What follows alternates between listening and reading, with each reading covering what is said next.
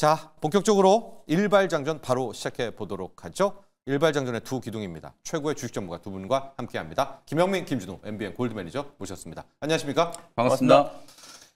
이게 시간이 너무 빠릅니다. 불과 지난주가 AI 거품론하고 막 AI 거품론의 3가지 이유, 4가지 이유 했었는데 이 TPU 나오고요. 영민 매니저, TPU 나오면은 뭐 그 뒤 과잉 투자할 필요 없지 않느냐. 뭐 가격이 3분의 1이라고 맞습니다. 하니까 그러면서 좀 온데간데 없이 거품론은 사라지고 낙관론이 지금 또 확산되고 있어요. 뭐 저희가 다뤄드렸던 것처럼 이제 GPU냐 TPU냐의 논쟁은 이제 양자택일을 해야 되는 문제는 아니고 이제 같이 가는 거다. 네. 그래서 시장이 확대하는 그런 이제 상황이라고 생각하시면 될 것 같고 말씀드렸던 것처럼 실제로 이제 TPU가 채택되기 시작하면 일단은 좀 빅테크 기업들이 부담하고 있는 싸죠. 굉장히 좀 큰 비용에 대한 이제 부담을 좀 덜 수 있다라는 거. 그게 어찌 보면 또 AI 과잉 투자에 대한 약간의 좀 대안으로 떠오르는 이제 그런 분위기라고 이제 생각하시면 될 것 같거든요.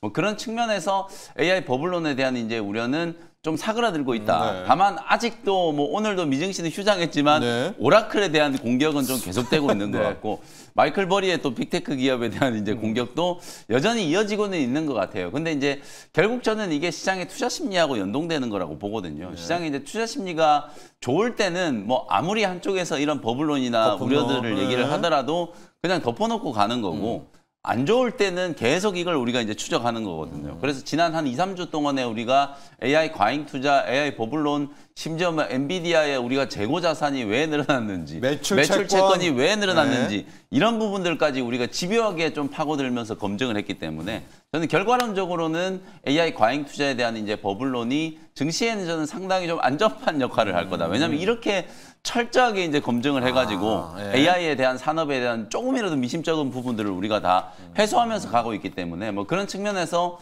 저는 뭐 JP모건이라든지 지금 뭐 BofA 내년도 이제 증시 전망 긍정적이다라는 부분은 충분히 좀 동의할 수 있는 내용이고 특히나 JP모건이 아까 뭐 재밌게 또 표현해 주셨지만 마지막 남아있는 회의론자였잖아요. 그렇죠. 제이미 다이먼 같은 경우에는 계속해서 좀 증시가 좀 고평가다라는 의견을 좀 내왔었는데 폭락한다. 그게 이제 이번 주에 뷰가 조금 바뀐 거예요. 사실 이제 내년도 S&P 500 지수가 만약에 이제 3%대까지 금리 인하가 된다는 조건이 달성이 되면 8,000포인트까지 갈 수 있다. S&P 500이. 그렇게 상당히 좀 낙관적인. 평균적으로는 지금 한 7,400에서 7,500 정도로 이제 미국의 대형 투자은행들이 뷰를 보고 있는데 8,000까지도 이제 열려 있다. 뭐 이렇게 이제 뷰를 제시를 했거든요. 그래서 AI 거품론에 대한 우려들이 좀 불식되고 우리가 이제 또 기대하는 건 산타크로스가 오기 전에 이제 캐비넷에 또 국가경제위원회 위원장이 차기 연전 의장으로 이제 지명되면 내년도에 아마도 조금 더 완화적인 그러니까 12월 달에 금리 인하 하느냐 마느냐 이게 중요한 게 아니라 오히려 내년도에 금리 인하 전망이 더 강화될 수 있는 부분이기 때문에 우리가 항상 증시가 이맘때쯤 되면은 이제 올해 뭐 어쩌고 저쩌고 이런 건 별로 관심 없잖아요. 내년도에 어떻게 될 것인지에 대한 이제 전망이 중요해지는 시기가 왔기 때문에 어쨌든 뭐 오늘 11월 마지막 거래일이고 12월 한 달 좀 남아있긴 합니다만 이 12월 달에 우리가 산타랠리를 제대로 또 향유하기 위해서는 지금 불거지고 있는 AI 버블론을 좀 깨부시고 또 개인 투자자분들도 조금 더 적극적으로 시장의 반등, 뭐 11월 달에 상당히 좀 어려웠잖아요. 9월, 10월 달에 굉장히 좀 좋았던 시장 대비해서 11월 달에 조금 숨고르기를 했기 때문에 12월 달에는 다시 시장이 조금 빠르게 상승할 수 있다는 점을 감안을 좀 하시면서 대응 전략을 좀 세워나가시면 되겠습니다. 좋습니다. 현재 시각 삼성전자 프리마켓에서 한 0.2, 0.3 약보합이고요. 반면에 SK하이닉스는 0.7% 강보합으로 출발을 했다는 점도 체크를 하시고 JP모건 이제 제이미 다이먼 회장이 뷰를 꺾은 건 아니지만 거기에 수석 스트레이티즈가 내년 전망 리포트를 좀 보니까 완전히 좀 돌아섰더라고요. 뭐 10% 넘게 오른다.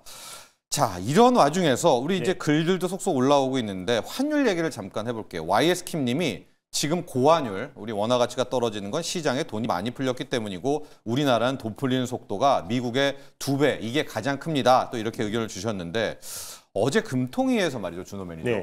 이창용 총재는 지금 고환율의 주범 우리도 얘기 오적 얘기했잖아요. 대기업이 달러를 안 바꿔서 그렇다, 뭐 트럼프 때문이다 하는데 서학개미를 콕 집어서 얘기를 했습니다. 사실 뭐 서학개미가 진짜 환율의 완벽한 주범이라고 보기에는 조금 이제 어려운 게 왜냐면 또 이제 원화 가치만 하락하고 있는 게 아니라 지금 전 세계 통화 가치가 전체적으로 좀 하락하고 있는 상황이다 보니까 사실 이제 원화 가치의 하락을 딱 서학개미 탓으로 돌리기에는 좀 역부족이고 아까 저기 댓글에 나왔던 네, 것처럼 네. 실제로 지금 이제 MT 통화량 자체가 지금 급격하게 늘어나고 있고 우리가 돈 많이 풀었죠. 맞습니다. 네. 2021년부터 꾸준하게 풀고 있다가 작년 그리고 올해에도 이제 폭발적으로 늘어나고 있어서 미국보다 지금 2배 이상 지금 빠른 속도로 돈을 지금 찍어내고 있는 상황이다 보니까 그랬을 땐 당연히 원화 가치가 좀 줄어들 수밖에 없는 거잖아요. 그리고 지금 최근에 달러 가치도 좀 떨어지고 있는 상태에서 원화 가치가 더 떨어지다 보니까 전 세계 꼴찌입니다. 맞습니다. 네. 그러다 보니 결국 이젠 그 원달러 환율이 치솟을 수밖에 없다라고 보고 있고 그래서 1,400원 중후반 또는 1,500원 돌파가 거의 고착화되고 있는 상황이다 보니 결국 그 중에 어떤 원인 중에 하나는 분명히 또 서학개미가 될 수도 있겠지만 결국 그게 뭐 근본적인 원인은 아니라 보고 있습니다. 구윤철 경제부총리도 결국 또 서학개미가 또 이제 결국 이제 그 원달러 환율 상승의 주 원인이다라고 했는데 일단 뭐 전 세계 지금 통화 가치가 좀 떨어지고 있는 상태이기도 하고 아무래도 지금 통화량을 지금 계속해서 지금 급격하게 늘려가고 있는 상황이다 보니까 원화 가치가 조정에 나아지고 있는데 결국 이제 앞으로도 좀 정책적인 부분들도 계속해서 지금 이제 그 통화를 좀 풀고 있는 상황이다 보니까 아무래도 이게 빠른 시일 내에 통화가 안정을 찾기에는 좀 시간이 좀 다소 걸리지 않을까라고 좀 보고 있고 그러다 보니까 지금 뭐 그 대통령실에서의 어떤 이제 직접적으로 양도세를 22에서 거의 뭐 40%까지 끌어올리겠다. 그리고 또 보유세를 부과하겠다라는 어떤 이제 가짜 뉴스가 나오고 지금 대통령실에서 아니다라고 밝히긴 했는데 지금 시장에서는 굉장히 좀 불안해하는 게 부동산에도 이제 세제 정책을 하지 않겠다라고 했었었는데 지금 계속해서 지금 이제 세제 정책들이 나와주고 있는 상황이잖아요. 증세가 나와주고 있는 상황이다 보니까 아무래도 지금 투자자들은 굉장히 좀 반발하고 있는 모습이고 서학개미가 지금 한 700만에서 한 800만 정도를 지금 추정을 하고 있어요. 그래서 많은 서학개미들이 굉장히 반발이 심하지 않을까. 지금도 22%의 어떤 세금을 내고 양도세를 내고 있는데 여기서 추가로 내거나 아니면 지금 이제 아직까지 미실현 수익인데도 불구하고 거기다 보유세를 만약에 부과한다고 했을 때는 그에 따른 반발은 너무 좀 심해지지 않을까라고 좀 보고 있습니다. 글들도 많이 올라오는데요. 일단 리브레님이 아까 이제 그 양의 풀린 돈의 양은 미국이 훨씬 더 많죠. 속도 문제는 아닙니다. 그러니까 우리는 올해 이제 급격하게 푼 이제 속도지만 양은 더 많다 이런 의견도 함께 또 주셨고, 자 그러면은 이제 뭐 국내 투자에서 돈 벌게 해달라 뭐 이런 얘기도 있고 어제 이창용 총재 이 발언입니다. 해외 투자가 유행처럼 번져서 문제다. 만수르님도 서학개미 탓하지 마세요. 또 이런 얘기도 나왔는데 근데요 여러분 골드만삭스도요. 여기 이제 세계 1위 IB잖아요. 왜 한국의 원화가 이렇게 떨어지고 있느냐에서 솔직히 골드만삭스도 서학개미라고 이야기를 했습니다. 그러니까 이러니까 약간 좀 이제 이창용 총재도 힘을 받은 것 같아요. 근데 이제 저는 사실 이러니까 우리 이제 고위 공무원들이 이제 꼰대라는 소리를 듣는 거예요. 갑자기 사실 실제로 지금 이거 서학개미분들 굉장히 좀 기분 나쁠 수밖에 없는 거고. 아니 국민연금은 지금 국내 주식 비중 15%까지 줄여놓고 해외 투자 늘려야 된다 그래놓고 국민들은 해외 투자하는 거에 대해서 지금 이게 환율의 주범이다 이래버리면은 사실 정말 화날 수밖에 없는 거죠. 정말 저는 이런 발상 자체가 정말 좀 꼰대라는 욕을 들을 수밖에 없다라는 생각이 좀 들고. 뭐 일단은 대통령실에서 해외 주식 투자에 대한 어떤 양도세 뭐 40%까지 올리는 거 전혀 사실 무근이다. 뭐 법적 대응까지 하겠다라는 걸 얘기를 했기 때문에 저는 뭐 상당히 좀 안도가 뭐 보유세는 정말 말도 안 되는 거고요. 어쨌든 그건 가짜 뉴스였다는 건 좀 다행이고 물론 기술적인 측면에서 우리 개인 투자자분들의 또 서학개미분들이 이제 미국 주식을 많이 투자하는 게 환율에 분명히 영향을 미치는 건 있어요. 이게 기술적으로 봤을 때 우리나라는 지금 외환 시장이 원래는 장이 끝날 때 우리 주식시장 끝날 때 같이 끝나다가 지금 이제 새벽까지 1시인가요? 1시까지 연장이 됐잖아요. 근데 이제 더 문제는 사실 해외 주식 투자하시는 분들이 본격적인 이제 거래 시간대는 밤 12시부터 새벽 늦은 시간대까지이기 때문에 그때까지 뭐 또 미국 주식뿐만 아니라 뭐 유럽 주식도 투자하고 일본 주식도 투자하고 많은 국가들의 이제 주식을 투자하시잖아요. 그러고 나서 그 정산을 언제 하냐면 다음 날 이제 이튿날 아침 9시에 결제 차액이 이제 딱 통산을 해가지고 부족한 걸 아침에 달러로 결제를 해버려요. 증권사들은 어쩔 수 없죠. 그러니까 이게 사실 아침에 외환시장이 다시 개장하자마자 증권사들이 달러 주문을 확 넣어버리니까 이게 이제 환율이 좀 튀는 어떤 기술적인 어떤 요인으로 작용을 한다. 뭐 요 정도는 저는 충분히 좀 인정할 수 있을 거예요. 그래서 우리나라 이제 외환시장도 그냥 24시간 풀로 돌리자 이런 얘기를 하고 우리나라 MSCI 선진국 지수 편입하기 위해서는 가장 먼저 외환시장이 이제 거래 시간이 늘어나야 된다. 뭐 이런 얘기들을 하는 거거든요. 그래서 이건 기술적인 측면에서 약간의 이제 환율 상승의 요인이 된다라는 거는 뭐 인정할 수밖에 없겠습니다만 지금 우리 서학개미분들 해외 주식 많이 투자한다라고 해도 연기금이 지금 지난 분기 말 기준으로 한 1,300조 원 정도 운용하잖아요. 그게 80% 이상을 해외 투자를 하고 있어요. 그럼 개인 투자자분들 지금 서학개미분들 금액이 한 200조, 230조 정도 된다라고 하는데 서학개미분들보다 훨씬 더 많은 금액을 연기금이 지금 해외 투자를 하고 있거든요. 3배. 그럼 연기금이 국내 주식 투자 비중을 늘려야죠. 이런 논리로 먼저 접근을 해야 되는데 이걸 느닷없이 지금 서학개미분들한테 뭐 외국인 투자, 뭐 외국 해외 투자 많이 한다 그래서 이게 환율 상승의 주범이다 이래버리면은 전 완전히 본질을 호도하는 얘기라는 생각이 좀 들고 어쨌든 뭐 저는 미국 주식이 우리 시장보다 더 좋다라고 판단하면 서학개미분들 얼마든지 해외 투자 하셔도 된다라고 봐요. 그런 측면에서 오히려 국내 주식 시장을 활성화시키기 위해서 어제 이제 코스닥 정책 활성화에 대한 얘기 나왔잖아요. 내년도에 코스닥 1100포인트 정도 목표로 반도체 바이오 종목들 중심으로 뭐 육성을 하겠다. 이런 정책적인 또 요인들이 많이 나와줘야 해외 주식보다는 우리 국내 주식이 더 매력적이구나 이런 인식 속에서 우리 국내 투자를 많이 하게 되는 거거든요. 그래서 저는 수박 겉핥기식 이런 이제 처방보다는 좀 본질적인 문제 해결책을 좀 제시해 줄 필요가 있다 이렇게 말씀 좀 드리겠습니다. 제가 판도라의 상자 열었나요? 글들이 많이 올라오는데요. UKPK님이 서학개미들이 1,300원대에는 투자 안 했냐? 왜 갑자기 이러냐? 챗구님도 왜야 벌어다 주고 있는데 양도소득세 내고 있는 것도 하는데 왜 우리 탓하냐? 억울하다. 반면에 또 문현무상님은 아니 한은과 골드만삭스 분석이 맞다. 서학개미가 3분기에만 뭐 미국 주식을 이렇게 샀는데 환율 오른 이유 중에 하나가 아닌가. 급격하게 늘어난 건 맞아요. 10월 말 가집계가 1,700억 달러를 지금 우리의 서학개미가 갖고 있거든요. 한 210조, 220조를 갖고 있기 때문에 어제 떨렸던 게 보유세를 때린다라고 하니까 200조에 보유세 때리면은 안 되잖아요. 근데 다시 말씀드리면 보유세든 양도세 인상이든 다 가짜 뉴스입니다, 여러분. 그건 확인하시고요. 중요한 건 이제부터입니다. 어제 환율이 꽤 떨어졌어요. 이창현 총재가 나름 매파적 동결해 줬습니다. 이제 금리 인하 종결은 아니었기 때문에 오늘 한 1,450원대만 가면 준호 매니저 외국인 어제에 이어서 한 번 더 올 수도 있을 것 같은데 외국인들의 귀환 한번 볼까요? 일단 뭐 외국인이 사실상 우리 작년 12월 달도 그렇고 올해 한 4월 달에도 환율이 1,480원까지 갔을 때도 그때는 외국인 순매수가 꾸준히 유입됐었는데 아무래도 저는 이제 외국인이 좀 강하게 매수가 유입이 안 되는 건 환율도 분명히 문제가 되지만 결국에 우리 국내 증시가 특히 코스피가 9월부터 10월 달 2달 동안 정말 가파른 상승이 나왔어요. 그래서 글로벌 증시 대비해서 우리 국내 증시가 거의 35% 가까운 2달 동안의 시장 상승이 나왔기 때문에 그에 대한 어떤 이제 숨고르기 차원에서 11월 달 좀 쉬어가는 구간에 지금 환율까지 지금 폭등하다 보니까 외국인 수급이 좀 강하게 유입되는 거는 좀 제한적이지 않을까라고 좀 보고 있는데 이 상태에서 지금 환율이 진짜 1,450원 밑으로 떨어지면서 안정을 좀 찾는다고 했을 때는 저는 결국에 좀 11월 내내 지금 시장이 좀 쉬어가는 흐름이잖아요. 근데 저는 이거는 결국 이제 글로벌 증시의 좀 키맞추기라고 좀 보고 있습니다. 그래서 아무래도 이제 국내 증시가 좀 가파른 좀 반등 흐름, 특히 9월 그리고 10월 2달 동안의 어떤 폭등세가 좀 나와줬기 때문에 그에 따른 숨고르기 이후에 11월부터 이제 본격적인 좀 반발 매수가 유입된다고 했을 때 환율 안정과 더불어서 외국인 순매수도 좀 강하게 유입될 가능성이 좀 높다라고 좀 보고 있고요. 그래서 일단은 외국인이 가장 많이 매수했던 SK 하이닉스 중심으로 좀 차익 매물이 출회되고 있었었는데 결국 그만큼의 어떤 상승 탄력이 좀 강하게 들어와줬기 때문에 최근에 어떤 차익 실현과 그리고 원달러 환율의 어떤 상승이 같이 맞물리면서 약간 좀 숨고르게 하고 있는 과정이다라고 보시면 될 것 같고요. 환율이 또 안정을 찾고 그리고 어느 정도 좀 시작이 회복이 되면은 결국 전 12월 달에 연말 랠리가 충분히 이어질 가능성이 높다라고 좀 보고 있고 코스닥과 코스피 간 어떤 괴리도 있었었는데 정부에서 이제 코스닥 관련된 활성화 정책도 본격적으로 나온다라고 하니까 결국 바이오 그리고 또 이제 AI 그리고 또 성장 섹터 로봇 안에서 결국 코스닥과 코스피의 어떤 키 맞추기도 분명히 나온다고 했을 땐 상대적인 저평가 매력인 코스닥 중심으로도 외국인 순매수도 충분히 좀 유입되지 않을까라고 좀 보고 있습니다. 그렇습니다. 오늘 환율 특히 중요합니다. 어제 이창현 총재 뭐 나름 역할 했다고 보고 오늘 한 1,450자만 보여주면 외국인 올 것 같기도 한데요. 마지막 거래일입니다. 오늘이 또 11월에.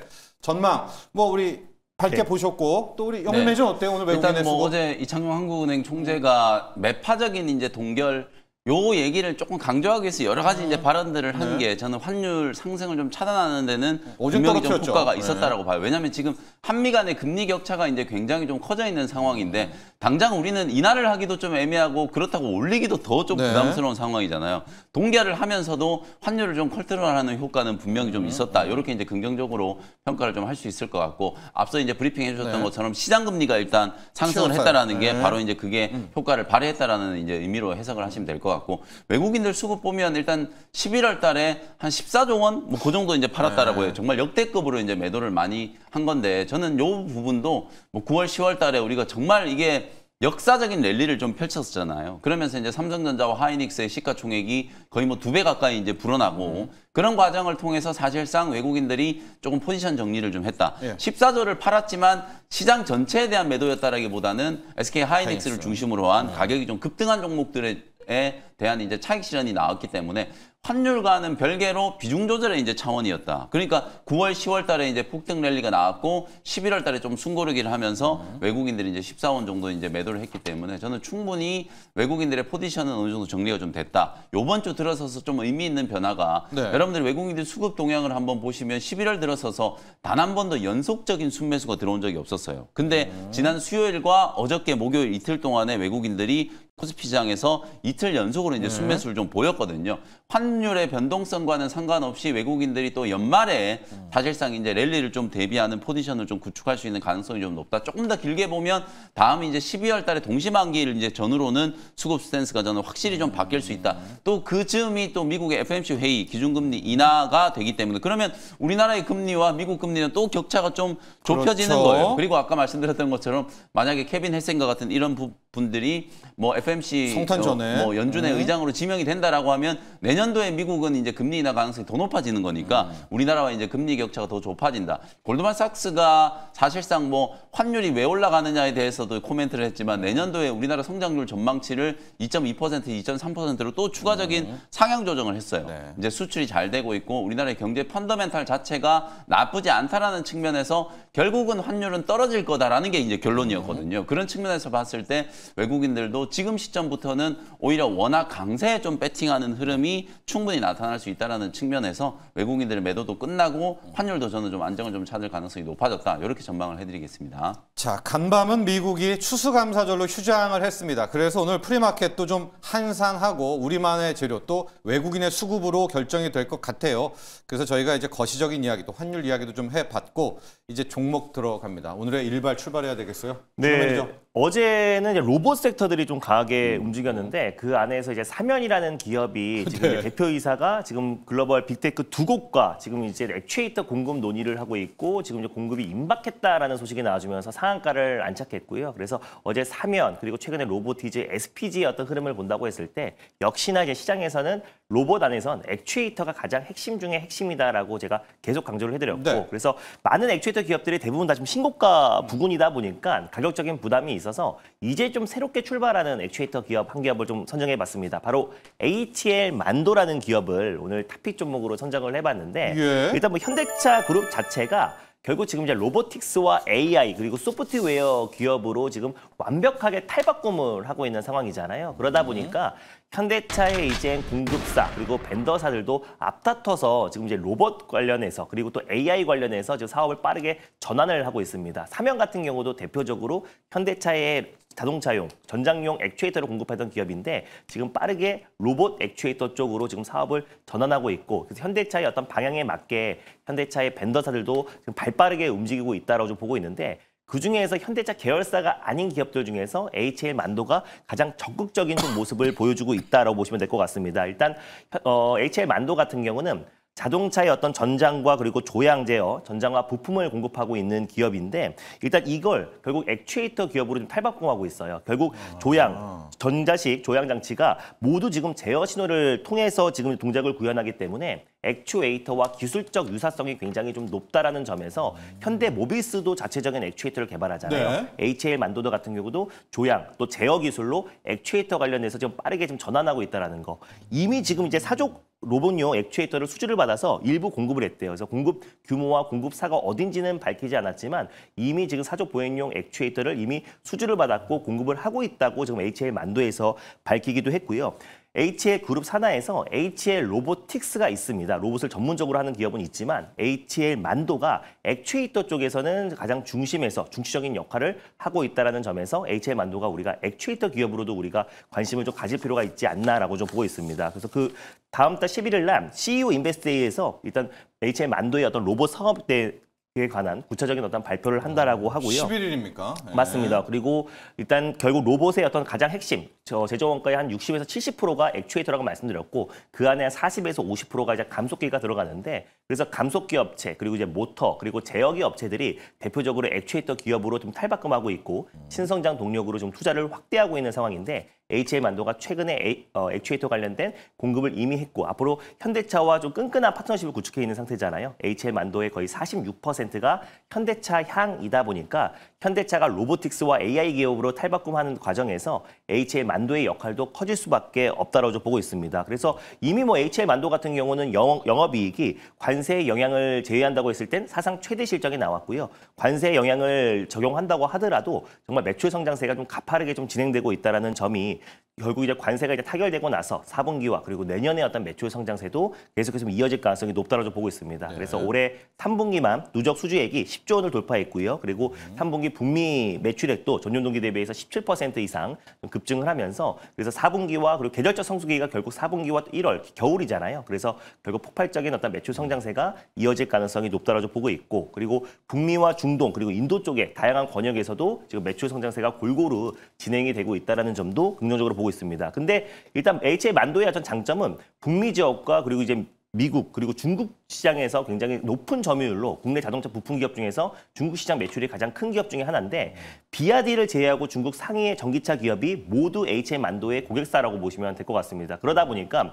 중국에 있는 자동차 기업들도 로보틱스 쪽의 사업을 좀 확대하고 있고 그러다 보니 앞으로 HM안도가 로보틱스와 액추에이터 쪽으로 지금 개발을 확대하고 있는 만큼 중국 기업의 어떤 고객사들과도 긴밀한 어떤 협력 관계를 구축해 왔기 때문에 향후 중국 쪽의 어떤 매출, 로보틱스 매출도 늘어날 가능성이 높다라고 보고 있고 그리고 또 이제 자동차와 로봇의 필수적으로 들어가는 히토류 부분에 대해서도 조달 측면에서 다른 기업들 대비해서는 조금 더 긍정적으로 볼 수 있는 게 중국 기업들과 면밀하게 또 그리고 이제 꾸준하게 협력을 해왔기 때문에 히토류 조달도 다른 기업들보다는 조금 더 수월하게 할 가능성이 높게 점쳐지고 있는 상황이다 보니까 HM안도가 앞으로의 이제 로보틱스의 어떤 대전환에 있어서 가장 큰 수혜 기업으로 부각될 수 있다. 거기에다가 북미는 지금 이제 하이브리드 열풍이 지금 몇 년째 이어지고 있잖아요. 그래서 아무래도 전기차 캐즘에 하이브리드 열풍이 이어지고 있고 현대차 그룹의 거의 대부분 차들 SUV부터 시작해서 모든 차종에 이제 하이브리드를 전환을 하고 있는 상황인데 결국 지금 이제 HM안도가 동적 브레이크 시스템과 그리고 전자식 서스펜스 하이브리드에 들어가는 어떤 핵심 부품들을 공급하고 있는 기업이다 보니까 현대차의 뭐 텔루라이드, 펠리사이드 같은 대표적인 북미에서 지금 수출이 비중이 높은 자동차도 모두 다 하이브리드 전환하고 있는 과정에서 HM안도의 하이브리드 향 매출도 높아질 수밖에 없다고 보고 있고요. 그리고 또 자율주행이 또 핵심이잖아요. 현대차가 지금 계속해서 자율주행, 로보틱스, AI로 전환하는 데 있어서 에이다스도 지금 현대차 그룹에 지금 8년째 들어가는 핵심 부품도 장기 공급 계약을 체결하기도 했고 자체적으로 지금 HA 클레무브라는 자율주행 솔루션 기업도 산하에 보유하고 있는 기업이다 보니까 HM안도가 어떻게 보면 현대차의 어떤 AI 그리고 로보틱스 자율주행, AI 소프트웨어 기업으로 전환하는 데 있어서 가장 지금 준비가 잘 되어 있는 기업 중에 하나가 아닌가라는 관점에서 HM안도를 탑픽으로 선정해봤습니다. 자, HM안도 우리가 이제 하이브리드 할 때 자동차 부품 위주로 봤었는데 오늘의 초점은 이제 자동차 부품이라기보다는 액추에이터입니다. 그래서 HM안도가 뭐 최근에 한 2주 연속 계속해서 시세가 낮나 이런 생각 좀 드는데요. 사면도 그렇고요, 준호멜님. HM안도도 그렇고 이집 자동차 이렇게 변속기 좀 하다가 액추에이터 가는 게 좀 쉬운가 봐요. 이렇게 빠르게 전환을 좀 하네요. 그러니까 조향 장치를 하는 기업들과 기술적 유사성이 굉장히 높고 그리고 사실 그 액추에이터 자체가 그 안에 모터라든지 그리고 제어기, 감속기가 들어가는 일종의 구동부잖아요. 그러다 보니 모터 사업을 하고 있는 하이젠 RNM도 시작은 차였죠. 시작은 차였고 가전제품이었는데 액추에이터 기업으로 들어갔고 그리고 뭐 SPG라든지 감속기 기업들도 결국 액추에이터 사업을 하고 있잖아요. 그래서 결국 자동차, 현대모비스 같은 경우도 액추에이터를 이제 본격적으로 개발해 나섰는데 자동차의 어떤 조향 장치 그리고 감속기를 개발하는 모터를 개발하던 기업들이 결국 액추에이터로 어떤 전환과 사업성 유사성이 너무나 높다. 메커니즘이 거의 비슷하다라고 보시면 될 것 같습니다. 그래서 특히나 또 현대차가 또 자동차뿐만 아니라 로보틱스와 또 자율주행으로 좀 전환하고 있는 시점이다 보니까 결국 살아남으려면 결국 이제 공급사들과 또 밸류 업체들도 결국 로보틱스 쪽으로 좀 빠르게 전환하고 있고 그걸 성공한 기업이 HM안도와 그리고 또 사면 같은 대표적인 기업들이 있기 때문에 다른 기업들도 좀 빠르게 뭐 라이트를 만들고 아니면 당연히 프레임을 만드는 기업들은 좀 뒤늦게 따라올 수도 있겠지만 빨리 못 가겠지만 특히나 이제 핵심 부품 조향 장치라든지 감속기 이런 부품들을 만들었던 기업들은 빠르게 액추에이터 기업으로 지금 탈바꿈을 하고 있는 상황이다라고 보시면 될 것 같고요. 그 중에 이제 선도 기업이 HM안도고 그리고 시장에서 이제 평가를 받고 있는 건 이제 3연이다라고 보시면 될 것 같습니다. 자, 과연 HL만도가 제2의 3현이 될 수 있을까?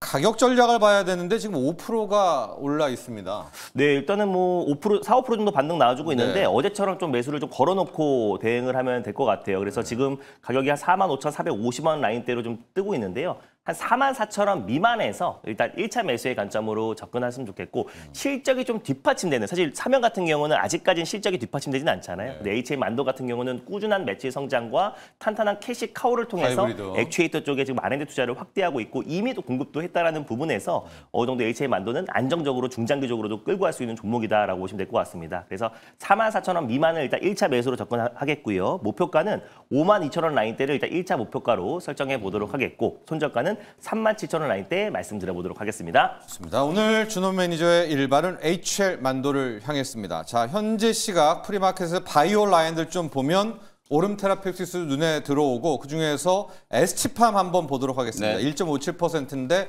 ST팜 리뷰를 한번 들어가 보도록 하고요. 또 하나, 지금 삼성 에피스홀딩스 저희가 계속 추적하고 있잖아요. 그동안 영민 매니저가 시총 10조 밑에서는 언제나 네. 오케이라고 했는데 지금 8조 갔다가 10조 갔거든요. 그렇습니다. 에피스홀딩스까지도 한번 점검해 볼까요? ST팜은 어제 제가 이제 리뷰해드렸던 SK바이오팜과 좀 유사하게 올라가는 종목이라고 보시면 될 것 같아요. 지금 이제 박스권 돌파 시도가 좀 나오고 있어서 11만 원, 12만 원대를 뚫으면은 저는 이제 최고가까지도 한번 도전을 좀 해봐도 되지 않을까. mRNA 기반의 뭐 신약 개발하는 기업이기도 하지만 올리고핵산 이제 원료의약품 만드는 이제 기업이라고 보시면 될 것 같거든요. 이런 원료의약품 기업들, 삼성바이오로직스도 그렇지만 이게 원료의약품 기업들이 실적이 좋아지려면은요. 이게 블록버스터 신약에 대한 뭐 신약이라든지 뭐 바이오시밀러가 됐든 어쨌든 이 블록버스터 의약품에 대한 어떤 수주를 많이 해야 돼요. 지금 이제 주목받고 있는 건 렉비오. 렉비오의 매출이 굉장히 이제 빠르게 늘어나고 있기 때문에 네. 거기에다가 이제 올리고핵산 이제 원료 의약품을 이제 공급하는 수주 공시들이 계속 좀 나오고 있거든요. 3분기 때 실적이 좀 좋아진다라는 게 분명히 이제 숫자로 좀 증명이 좀 됐기 때문에 예. 주가가 뭐 아주 다른 기업들처럼 화끈하게 움직이는 건 아닙니다만 완만한 이제 상승세가 나타나고 있고 요 11만 원대 이제 박스권 돌파 시도가 이제 나타나고 있는 예. 상황이라고 보시면 되겠습니다. 지금 보시면은 사실 다른 기업이 움직인 거에 비하면 굉장히 좀 무겁게 움직였어요. 근데 저는 요 자리를 이제 뚫어낸다라고 하면 사실상 이제 한번 최고가를 좀 도전할 수 있는 그런 위치가 좀 나오지 않을까. 중요한 자리인데요. 네. 코로나19 때 이 mRNA와 관련된 기술 도입을 했다라는 게 이제 부각이 좀 되면서 주가가 15만 원대까지 급등을 했었거든요. 그러니까 요 구간을 저는 뚫어내면 요 자리까지는 충분히 실적적인 측면에 있어서는 한번 강하게 상승이 좀 만들어질 수 있다라고 보여지기 때문에 뭐 SK바이오팜도 제가 어제 차트 보여드렸던 것처럼 바닥권에서 지금 5년 내에 이제 박스권이었던 그 구간을 지금 넘어가고 있는 거거든요. 요 구간을 넘어가니까 지금 추세가 이렇게 강해지는 모습이 나타나는 거기 때문에 ST팜도 거의 비슷한 움직임을 좀 보일 가능성이 높다. 이렇게 이제 보시면서 저는 뭐 ST팜은 오늘도 뭐 충분히 저는 매수 관점으로 대응할 수 있고 중장기적으로는 15만 원, 뭐 단기 관점으로는 한 13만 원 정도까지도 네. 충분히 한번 상승이 좀 들어올 수 있는 그런 위치다라고 말씀을 좀 드리겠습니다. 그다음에 이제 삼성 에피스 홀딩스가 상장되자마자 이제 주가가 급락을 했었잖아요. 제가 이제 요거는 뭐 어떤 내용적인 측면에 대한 해석보다는 수급적인 이슈가 강하다. 그래서 일단은 분할 상장되고 난 이후에 가치가 조금 고평가를 받다 보니까 그냥 외국인이든 기관이든 다 집어 던져버렸잖아요. 네. 그랬는데 이제 코스피 200 특례 편입에 대한 얘기들이 나오니까 기관들 중심으로 이제 다시 주워 담는 거거든요. 어저께는 25%가 넘는 이제 급등세가 만들어졌다. 어쨌든 에피스 홀딩스는 바이오시밀러 사업 부문의 어떤 확고한 어떤 사업 전략 그리고 신약 개발을 하기 위해서도 지금 공격적인 투자를 그거죠. 하겠다라고 네. 지금 얘기를 하고 있는 거죠. AI 신약 개발 분야에서도 이 시간에 소개해드렸던 프로티나 엊그제 이제 급등했던 걸 리뷰해드렸었는데 프로티나와 삼성바이오 에피스가 사실은 AI 신약 개발 국책 과제를 공동 지금 연구 개발을 하고 있다라는 것도 말씀을 좀 드렸었거든요. 그런 식의 신약 개발에 있어서도 뭐 AI 분야와 또 뭐 신약 개발 분야 같이 이제 병행을 좀 하면서 가시적인 이제 성과를 좀 만들어내려고 이제 애를 쓰고 있기 때문에 저는 중장기적으로는 에피스 홀딩스는 한 15조 원 정도의 가치가 이제 충분히 부여가 될 수 있는 상황이다라고 말씀을 좀 드렸습니다. 그래서 8조 대까지 주가가 주저앉았었기 때문에 어저께 이제 되돌리는 흐름이 나왔고 관련해서 같이 말씀드렸던 인투셀 제가 이틀 전에 분명히 리뷰해드리면서 기회다라고 말씀드렸잖아요. 5만 원 초반대까지 급락했다가 어저께는 오히려 거의 뭐 최고가 근처까지 좀 상승을 하고 있는 그런 모습이에요. 인투셀이 가지고 있는 오파스 링크 이 이제 ADC에 네. 대한 확실한 이제 또 플랫폼 기술력이 이제 부각이 좀 되고 에피스 홀딩스라고 하는 확실한 파트너사를 이제 보유하고 있기 때문에 특허에 대한 문제들도 좀 해결됐고 뭐 충분히 저는 고점 한번 뚫어낼 수 있다라고 보여지거든요. 보유하고 계신 분들은 뭐 7만 원 이상까지 이제 목표가를 좀 설정을 해놓고 대응을 해보시면 되겠습니다. 에피스 홀딩스 특례 편입 가능성 영민 매니저는 어떻게 봐요? 뭐 가능성은 저는 충분히 있다라고 보는데 있어요? 저는 어쨌든 중장기적으로는 에피스 홀딩스보다는 삼성 바이오로직스를 좀 먼저 보시는 게 맞다. 삼바가 좀 무겁지만 중장기적으로 봤을 때는 저는 시총 이제 100조까지 충분히 올라갈 수 있는 가능성이 있다라고 보거든요. 향후에 굉장히 좀 공격적인 투자 전략과 해외 진출에 대한 전략까지도 지금 나름대로는 거의 다 완성이 되어 있는 단계라고 좀 보여지기 때문에 실적 성장을 감안한 당연히 삼성 바이오로직스가 특례 편입이 된다라고 하더라도 훨씬 더 주목을 많이 받고 시총이 그렇겠죠. 크니까 네. 매수되는 어떤 매수의 사이즈도 강도도 크죠. 훨씬 더 클 네. 수밖에 없잖아요. 그러니까 오히려 특례 편입을 재료로 본다면 삼성 바이오로직스를 먼저 좀 보시는 게 맞다. 이렇게 말씀을 좀 드리겠습니다. 자, 프리마켓 업앤다운으로 가보도록 하겠습니다. 여러분 뭐 잘 아시겠지만 간밤 미 증시가 휴장이어가지고 오늘 프리마켓은 좀 뜨뜻미지근한데 지금 업앤다운들 쭉 놓고 보면 그래도 업쪽에 많이 좀 보드 상단에 있는 것들이 로봇주들입니다. SPG도 눈에 보이고요. 그렇죠? 레인보우 로보틱스도 보이고 엔젤 로보틱스도 눈에 확 들어오고 큐렉소까지도 보이고 있고요. SPG가 리뷰로 잡혀 있네요. 준호 매니저 요것도 좀 해주는데 지금 현재 엔젤 로보틱스 저 큐렉소도 한번 좀 같이 가보죠. 프리마켓 일단은 보면서 뭐 가죠. 네. SPG 같은 경우는 어제 이제 사면의 효과인 것 같아요. 최근에 이제 LG 사이언스 파크와 같이 이제 액추에이터 관련된 공동 개발 소식이 나와주면서 일단 그동안은 SPG가 삼성 쪽과 계속 협력을 해왔고 레인보우 로보틱스의 감속기를 이제 공급해 왔었었는데 LG와도 협력을 하니까 결국 향후에 이제 SPG가 삼성 그리고 이제 LG의 어떤 로봇, 그 휴머노id 로봇의 어떤 수직 계열화에 있어서 결국 지분 투자라든지 아니면 피인수 가능성에 대한 기대감 이런 것들이 높아질 수밖에 없어요. 그러니까 로봇 원가의 거의 70%가 액추에이터다 보니까 그럼 가장 이제 LG 휴머노id 로봇과 삼성의 휴머노id 로봇의 가장 본인의 어떤 가장 입맛에 맞게끔 액추에이터가 개발될 수밖에 없기 때문에 그럼 수직 계열화에 있어서 SPG의 지분 투자와 결국에 이제 피인수를 해야 로봇 자체의 어떤 원가를 낮출 수가 있기 때문에 그럼 SPG는 지금 이제 기댈 곳이 두 곳이나 있잖아요. 그러다 보니 SPG가 최근에 시장의 어떤 변동성과 무관하게 가파른 이제 반등 흐름이 나오지 않았나라고 좀 보고 있고 결국 실질적으로 이제 국내 액추에이터 기업 중에서 돈을 버는 기업은 현재 로보티즈와 SPG밖에 없기 때문에 실질적으로 지금도 저는 액추에이터 쪽에서는 SPG와 로보티즈는 늦지 않았다라고 좀 보고 있어요. 로보티즈 같은 경우는 이미 지금 이제 사면의 대표이사 말로는 빅테크 2곳과 지금 공급 논의 중이라고 했잖아요. 근데 이미 빅테크 5곳과 협력을 하고 있고 공급을 하고 있고 또 오픈 AI와 같이 협력을 하고 있는 기업이 로보티즈다 보니까 로보티즈와 SPG는 지금도 저는 매력적인 구간대다라고 좀 보고 있고요. 거기다 이제 같이 좀 상승을 엔젤 로보틱스 같은 경우는 이제 로봇이 움직이면은 좀 가볍게 상승 흐름이 나와주고 있는 것 같아요. 변동성으로는 엔젤이에요. 맞습니다. 예, 변동성은 엔젤 로보틱스인데 예. 사실 엔젤 로보틱스가 항상 프리에서는 가장 강하게 움직였다가 그 다음에 이제 상승폭을 반납하는 경우가 많고 일단 뭐 엔젤 로보틱스가 이제 삼성에도 웨어러블 로봇 관련해서 협력을 하고 있고 그리고 LG가 2대 주주로 있는 기업이다 보니까 이제 로봇 테마로서는 좀 같이 좀 강하게 움직여주고 있긴 한데 실질적으로 이제 로봇의 가장 핵심은 결국 휴머노id 로봇이고 휴머노id 로봇 안에는 뭐 두뇌와 그리고 액추에이터가 가장 핵심이라고 좀 말씀을 드렸었는데 그런다 보니 엔젤 로보틱스는 이 로봇 관련된 이슈가 부각됐을 땐 같이 올라가는 경우는 있지만 그래도 결국에는 저는 이제 상승폭을 반납하고 우리가 실질적으로 액추에이터, 그러니까 AI의 GPU 역할을 하는 게 로봇에는 액추에이터다라고 참고하시면 우리가 액추에이터 안에서만 우리가 놀아도 결국 로봇 섹터의 어떤 상승에 절대 소외가 안 된다라고 보시면 될 것 같고 큐렉소 같은 경우는 지금 탄력이 좋은데요. 결국 이제 수술용 로봇, 고용과 그리고 큐렉소 이제 그 훈풍이 큐렉소예요. 계속해서 지금 큐렉소나 고용까지도 최근에 좀 주가 훈풍이 이어지고 있는데 결국 이제 의료용 수술용 로봇 관련해서 특히 이제 큐렉소가 또 움직이니까 엔젤 로보틱스가 또 같이 또 올라가는 경우도 있는 것 같아요. 왜냐하면 큐렉소 같은 경우는 의료용 로봇과 웨어러블 로봇도 또 개발하고 있는 기업이다 보니까 같이 좀 오늘 10% 정도 상승 흐름이 나와주고 있는데 엔젤 로보틱스도 마찬가지로 의료용 로봇이라든지 그리고 웨어러블 로봇을 공급하고 있는 기업이다 보니까 두 가지 이제 호재로 같이 상승 흐름이 나와주고 있습니다. 근데 결국 로봇 섹터가 이제 크게 훈풍이 돌면요. 순환매 차원에서 결국 의료용 로봇까지도 영향을 받을 수밖에 없고 특히 이제 무릎 관절 관련된 수술용 로봇에서는 결국 인공 관절 로봇에서는 큐렉소가 이제 가장 국내에선 대표하는 기업이다 보니까 실질적인 부분들도 개선될 가능성이 높다라는 점에서 오늘 좀 반응하고 있고 엔젤 로보틱스도 같이 따라간다라고 보시면 될 것 같습니다. 그렇습니다. 엔젤 로보틱스가 약간 그 뷰티 쪽에 삐아 같은 느낌, 그러니까 맞습니다. 프리마켓에서 네, 맞아요. 탄력 나올 맞습니다. 때는 항상 색조에 삐아가 튀는 것처럼 로봇 쪽에서는 이 입는 로봇의 엔젤 로보틱스가 또 탄력이 크다라는 거 한번 보고요.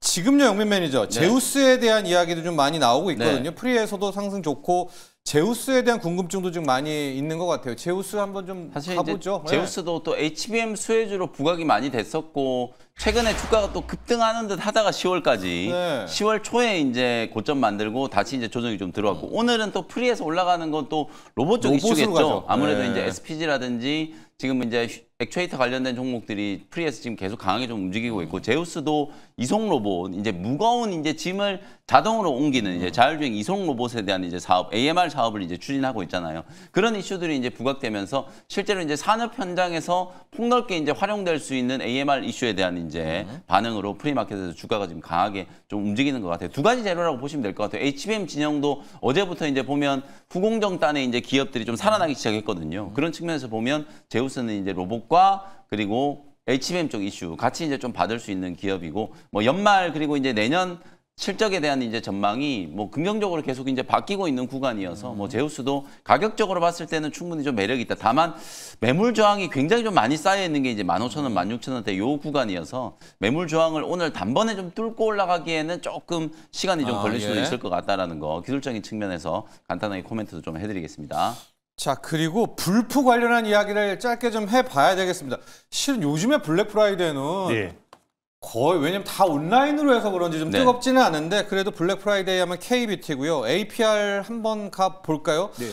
뭐 K뷰티가 지금 뭐 싹쓸이 하고 있다니까 미국 네, 시장. 맞습니다. 뭐 결국은 또 실적이고 APR 같은 경우는 4분기와 그리고 내년에 또 이제 메디큐브의 어떤 실적 성장세가 가파르게 좀 진행될 수밖에 없기 때문에 뭐 일단 중국 그리고 북미 쪽에서의 어떤 매출 성장세 거기다가 블랙 프라이데이로 또 가장 큰 또 수혜를 받을 수 있는 기업이 APR이라고 말씀드렸었는데 일단 근데 항상 이제 블랙 프라이데이가 이제 근접하면 근접할수록 결국에 이제 관련 종목들은 좀 차익 매물이 출회되는 경우도 굉장히 많긴 해요. 근데 이제 뭐 APR은 블랙 프라이데이만 바라보고 들어간 종목은 아니고 앞으로 뭐 4분기 어떤 매출 성장세가 가파르게 좀 진행되고 있는 과정이다 보니까 결국 중장기적으로 좀 볼 필요가 있는 기업이고 이번에 역대급 인파가 모인다고 하는데 일단 지금 소비 측면에서는 약간 좀 신중해지고 있다라고 해요. 왜냐면 고물가도 이어지고 있고 내년 또 건배료 인상에 대한 어떤 이제 부분 때문에 일단 예전처럼 이제 충동 구매보다는 굉장히 신중하게 정말 필요한 물건만 사서 일단 전체적인 어떤 매출 부분은 전년도기 대비해서 한 4% 정도로 좀 둔화될 가능성이 좀 예상이 되고 있습니다. 그러다 보니까 막 블랙 프라이데이라고 미친 듯이 막 판매되는 건 아니고 전체적으로 이제 사람 인파는 가장 많이 몰리지만 소비는 조금 둔화될 수도 있다라고 전망되고 있지만 결국 그 안에서 이 API 같은 경우는 블랙 프라이데이와 무관하게 좀 꾸준하게 이제 메디큐브의 판매량이 홈 디바이스의 판매량이 중국과 그리고 또 미국 내에서 그리고 중국의 단체 관광객에 들어오면서 본격적인 판매량이 늘어나고 있는 시점이다 보니까 중장기적으로 좀 볼 필요가 있지 않나라고 좀 보고 있습니다. 그렇습니다. 옛날엔 블랙 프라이데이 하면은 막 문 열자마자 막 뛰어들고 넘어뜨리고 막 그랬는데 다 옛날 이야기가 된 것 같습니다. 클릭을 다 하니까요. 영민이 좀 일발 갈까요? 네, 오늘 일발 종목도 이제 제약바이오 종목인데요. 최근에 뭐 플랫폼 기업들 그다음에 비만 쪽 관련된 종목들은 정말 많이 드렸었는데 또 면역 항암제 쪽도 굉장히 좀 큰 이슈들이 많이 있거든요. 오늘은 또 면역 항암제 종목 하나를 소개를 좀 해드리려고 합니다.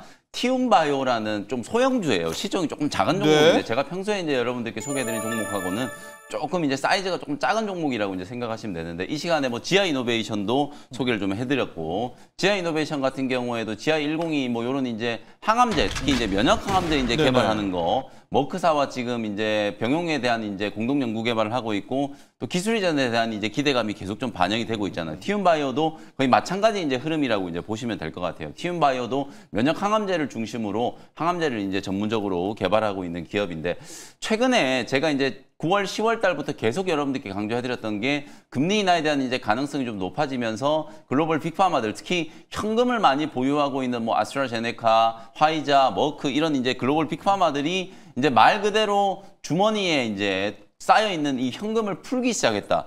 빅딜의 계절이 돌아왔다는 거 굉장히 많이 강조를 좀 해드렸었잖아요. 그러면서 여러 이제 M&A도 많이 나왔었고 최근에는 또 화이자가 메세라 우리나라의 또 D&D 파마텍과 연결되는 이제 메세라를 인수를 하는 이제 이런 빅딜들도 진행이 좀 됐었잖아요. 10월 달에 사실 이 면역 항암제 쪽에서도 굉장히 좀 혁신적인 기술 이전 계약이 체결이 좀 됐거든요. 10월 21일 날 일본에 이제 다케다 제약하고 네. 중국의 이노반트라고 하는 회사가 이중항체 면역 항암제에 대한 이제 기술 이전 계약을 체결을 했는데 이 계약 금액이 어마어마했던 거예요. 기술 이전의 총액이 무려 16조 원이었고요. 이게 네. 중국 기업이 체결한 기술 이전 금액으로는 최고 높은 금액이에요. 16조 원이었고 계약금만 무려 1조 7천억 원. 우리나라 기업이 라이센스 해가지고 총액이 1조 7천억이라고 해도 엄청나게 이제 큰 금액이라고 이제 볼 수 있는데 계약금만 1조 7천억을 이제 지급할 정도로 면역 항암제 이제 3종, 사실상 면역 항암 이중항체 면역 항암제와 그리고 ADC 그리고 이중항체 ADC 후보 물질 3개를 이제 포함시켜서 총액 16조 원짜리 이제 딜이 체결이 됐거든요. 그러니까 중국 이노반트가 받아간 네. 거예요? 이 엄청난 이제 계약이 체결된 거기 때문에 이런 부분들을 이제 감안하면 사실상 이제 저는 면역 항암제 시장에서도 빅딜들이 계속해서 좀 진행될 수 있는 가능성이 상당히 좀 높다. 그래서 사실 오늘 소개해드린 티움바이오와 같은 이런 기업들이 이제 개발하고 있는 면역 항암제에 대해서도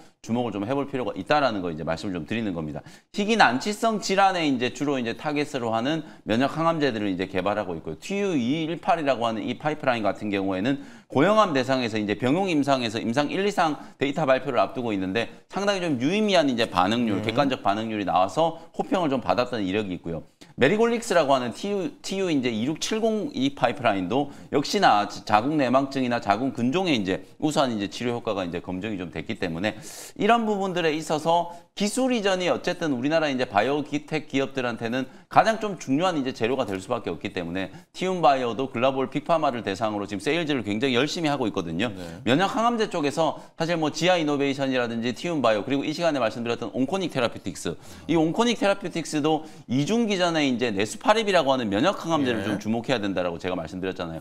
PARP하고 탄키라제 이 이중기전으로 이제 작용하는 이 네수파립의 면역 항암제도 기술 이전에 대한 기대감이 있기 때문에 어제 온코닉 테라피틱스도 장중에 그렇죠. 15%가 넘는 급등세가 연출이 됐거든요. 그래서 티움바이오도 시총은 조금 작은 종목이긴 합니다만 보유하고 있는 이 면역 항암제의 파이프라인의 가치가 계속해서 상승을 하면서 글로벌 기술 이전에 대한 이제 기대감을 우리가 한번 공략을 좀 해볼 수 있는 기업이기 때문에 주가도 또 최근에 그 기대감으로 많이 올랐다가요. 변동성이 좀 크죠. 많이 올랐다가 최근에 30%가 넘게 급락이 나왔던 상태예요. 이 정도로 많이 빠져있기 때문에 좀 저점 공략을 좀 해볼 수 있는 그런 위치가 아닌가 이렇게 이제 말씀을 좀 드려보겠습니다. 네. 어제 종가가 아닙니다. 어제 종가가 6,600원이었기 때문에 아마 오늘 뭐 조금 뜬다라고 하면 뭐 6,600원에서 6,800원 정도 그 정도 이제 가격에서 매수 타점을 좀 잡아보시면 될 것 같고 목표가는 8,500원, 손절가는 5,800원 정도 잡으시면 될 것 같습니다. 자, 오늘 영민 매니저의 일발은 약간 그동안의 영민 매니저 바이오와는 좀 궤가 좀 달라요. 그렇죠. 네, 티움바이오라는 사이즈는 좀 작지만 약간 개별주 스타일. 개별주 스타일. 그러나 면역 항암제라는 테마는